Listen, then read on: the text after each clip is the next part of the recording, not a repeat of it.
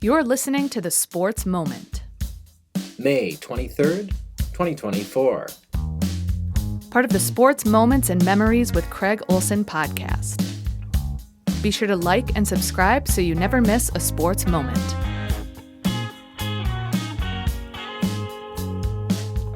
Sponsored by Pemberton Law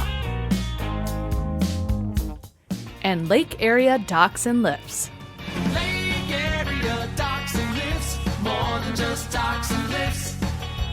Lake Area Docks and Lifts. It's conference golf time for the Fergus Falls boys and girls golf teams.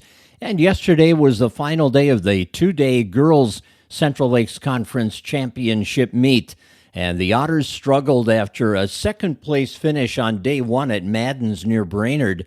They really struggled yesterday and wound up in fifth place as the Otters shot a team score of 368 yesterday at the Wapakata Golf Course in St. Cloud. That after having shot a 332 on day one on Monday. And contrast that with Alexandria's day. They moved up from fifth to second, improving by 21 strokes from Monday to yesterday.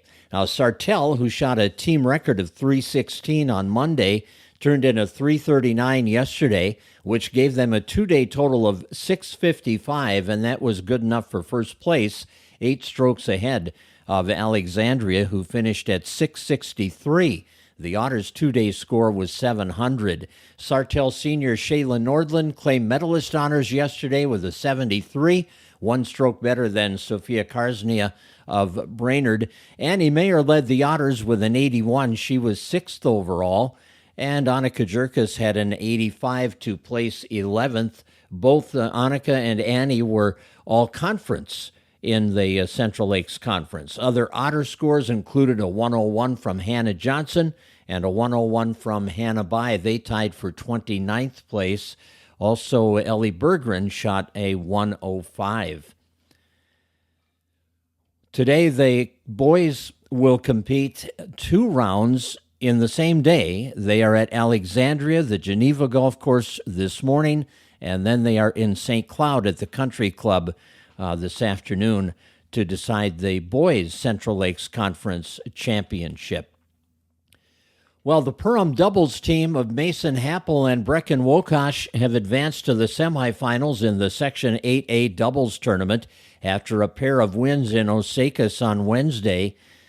And Fergus Falls tennis players saw their season come to an end in Osakis. In singles competition, 4th-seeded Jackson Lisney won his first-round match against Maddox Happel of Perham, 6-2, 6-1, but fell to Jackson Barber of New London Spicer, 6-3, 6-4 in his second match of the tournament. Leo Shire lost by default to Kellen George of Osakis. In doubles play, the Otters team of Trey Smith and Lance Johnson opened the tournament with a 7-5, 6-1 win over Preston Steinert and Cohen Benson of Osakis, but fell to the Perham doubles team of Mason Happel and Brecken Wokash 6-0, 6-0 in round 2. Happel and Wokash then posted a 6-4, 6-2 win over Reggie Windham and Gunnar Groven of Crookston, advancing to a semifinal match against Connor Quelly and Tenzin Dahl of Minnewaska area. The team of Quelly and Dahl eliminated the Otters double team of Jose Rodriguez and Clayton Peppel 6-1, 6-3 in the first round of play.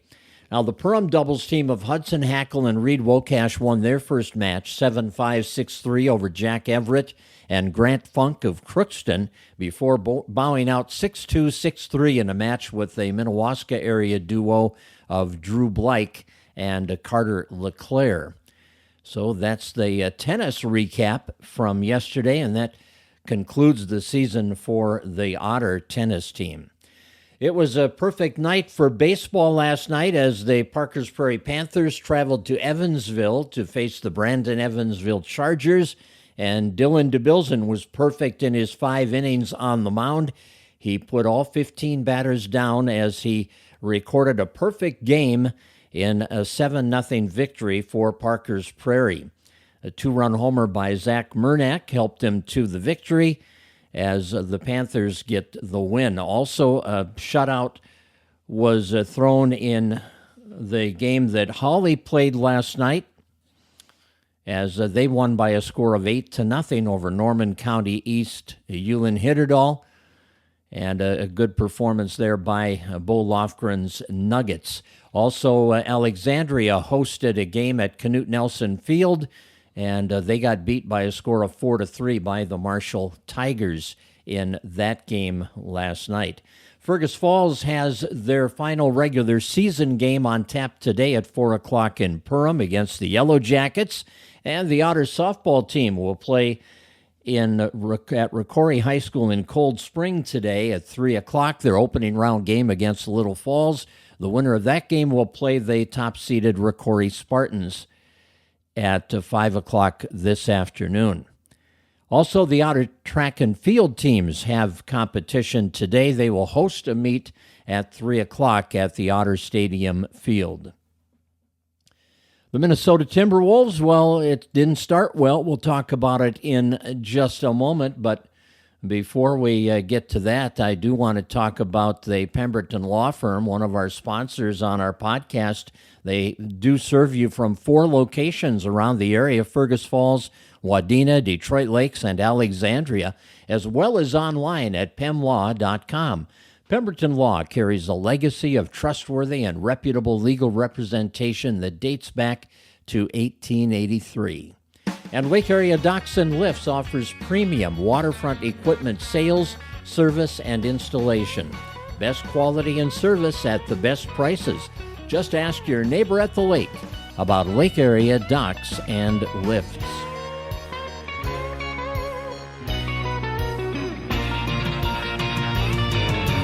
Lake Area Docks and Lifts, more than just docks and lifts.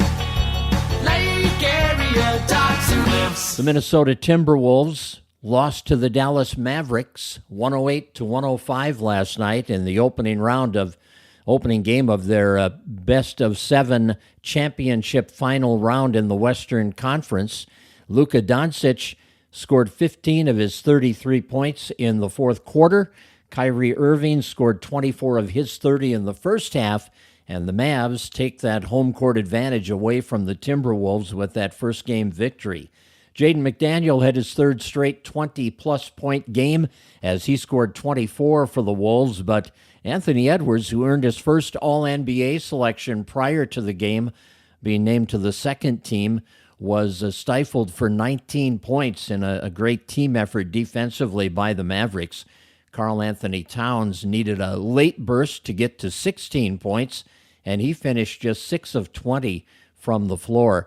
Minnesota will host Game 2 on Friday night at Target Center, and then it's on to Dallas for the third game on Sunday and the fourth game on Tuesday.